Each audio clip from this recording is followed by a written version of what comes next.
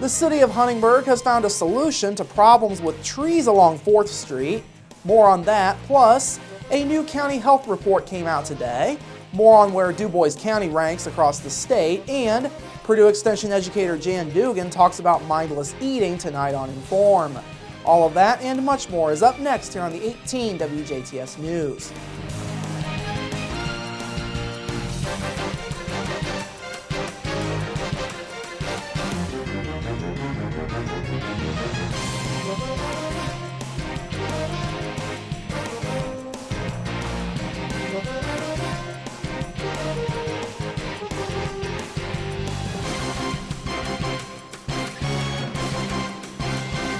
Hello, I'm Bradford Raths. It now appears as if problems with trees along 4th Street in Huntingburg will soon be solved.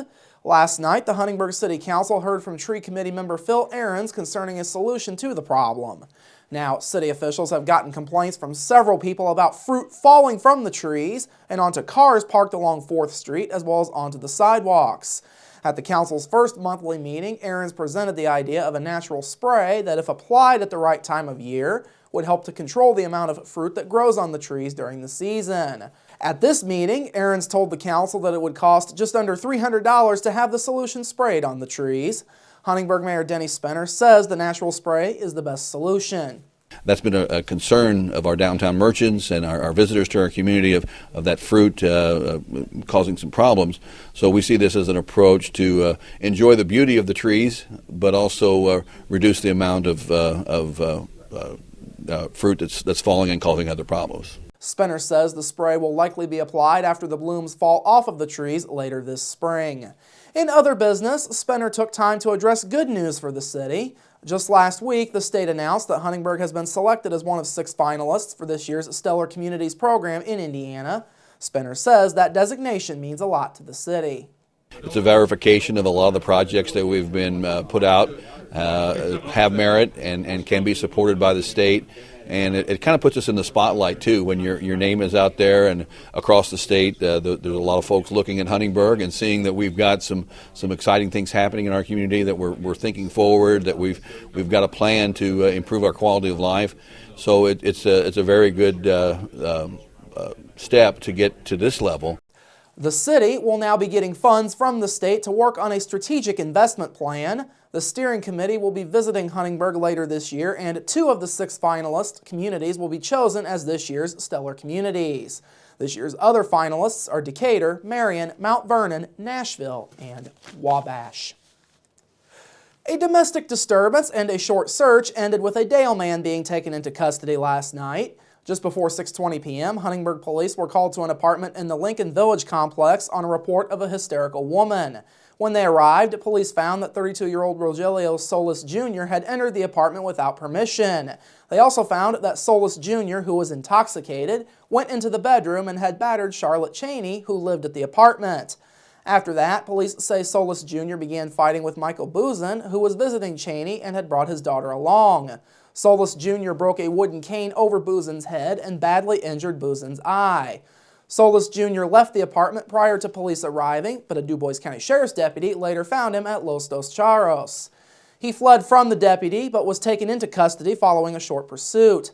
Solis Jr. was lodged in the Du Bois County Security Center. He faces numerous charges, and these are domestic battery, aggravated battery, burglary, residential entry, resisting law enforcement, public intoxication, disorderly conduct, and possession of a Schedule III controlled substance. Well, election season is right around the corner in our viewing area, and Du Bois County is set to test its voting machines to get prepared. County Clerk Bridget Jarbo says members of the County Election Board will be testing at least 3 of the machines coming up this upcoming Thursday, April 3rd. The test is being done to make sure that every candidate will get votes correctly during May's primary election. Jarbo says sample absentee ballot cards will also be counted to ensure that every candidate on the primary ballot gets the votes as they should. The testing additionally serves to confirm that votes are being counted correctly. The test will begin at 10 a.m. next Thursday, and it will be held in the Du Bois County Courthouse's public access room. The public, candidates, and party representatives are invited to attend the testing. Jarbo says once the test is completed and all is found to be working correctly, the machines will then be reset to 0 and locked away in storage until the primary. This year's primary election is set to take place on May 6th. A new state report on health came out today, and Du Bois County is once again one of Indiana's healthiest counties. Data from the 2014 County Health Rankings report, which was released this morning, shows that Du Bois County is the 6th healthiest county in the state.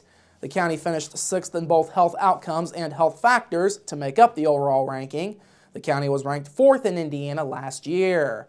Donna Oding is the administrative director of the Du Bois County Health Department. She says, though the department is pleased with the county's health ranking, there is work to be done in some areas. I think we will continue to look at obesity, we will look at smoking rates, low birth weight, poor mental health days. We see those numbers going up. So we have what we call the Du Bois County Public Health Partnership, and they address many of these issues through the programming that they have. Oding says the ranking is not a ranking of county health departments. Now, the report is done by the Robert Wood Johnson Foundation and the University of Wisconsin's Population Health Institute. The health outcomes ranking is measured by mortality and morbidity factors. The mortality rank, which represents length of life, is based on a measure of premature death or the years of life lost prior to the age of 75.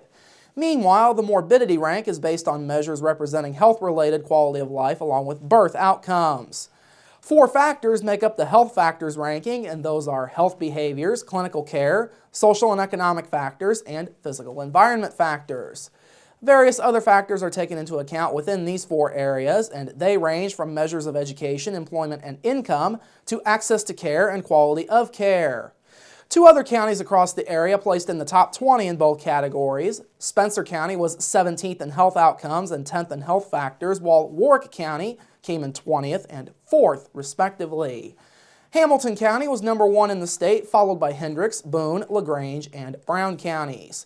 More information is available by going online to countyhealthrankings.org. Speaking of the Du Bois County Health Department, the department is set to host a medical training exercise coming up next week. Next Wednesday, the department will be holding the exercise for testing of its response to the Medical Countermeasures Dispensing Plan. The exercise is set to be held from 8 to 11:30 a.m. next Wednesday at Jasper Middle School.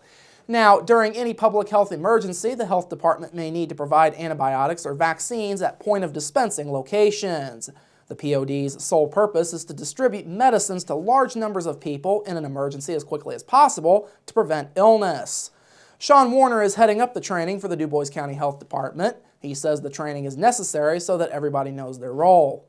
It helps everybody to understand their roles. If we did have a real event, if you don't practice it, you'll never learn it. And if you don't, experience that, then a real life event comes and you're kind of lost. So we do this to, have a better feel of what we have to do. Public health emergencies can range from a large-scale disease outbreak to a bioterrorism event. Anyone who wishes to volunteer for the training is asked to call the Du Bois County Health Department at 481-7050. Additionally, the Health Department office will be closed between 8 a.m. and noon next Wednesday in order for this training to take place. State and local officials are now looking for solutions to flooding concerns along State Road 257 near the Pike and Davies County lines. Numbers show that there have been at least 4 drownings at that site due to people driving around barricades and into floodwaters just south of the Cape Hart Bridge. The most recent of these occurred back in December when a truck driven by 35-year-old Adam McGill of Des Plaines, Illinois, attempted to navigate floodwaters but was swept away. Adam and his wife, 31-year-old Catherine, got out of the truck and attempted to swim ashore as a boat of waterfowl hunters came to their rescue. Adam was rescued successfully, but Catherine McGill was swept away. Her body was found near the mouth of a creek feeding into the White River back on March 14th. Police and local leaders from Pike and Davies counties recently met with Indiana Department of Transportation officials to discuss solutions. State Representative Mark Messmer along with State Senator Lindell Hume also attended the meeting. Messmer says he, along with Senator Hume, have received many letters of concern from people about the area along State Road 257. He says those were sent on to INDOT and the meeting was facilitated based on the letters. Officials with INDOT are now looking at options for the area. Messmer is hopeful that something gets done within the next couple of weeks. Meanwhile, Davies County Sheriff Jerry Harpstreet is also among those concerned. He says everyone needs to work towards solving the problem so that there are not any more related casualties due to flooding at that location. Bills from this year's legislative session continue to be signed by Governor Mike Pence, and a bill co-authored by a local state representative is among those that were signed. House Enrolled Act 1223, which was co-authored by District 63 State Representative Mark Messmer, is now law. The act requires the Indiana Career Council to appoint a subcommittee for the review of current Core 40 diploma course offerings in schools across Indiana.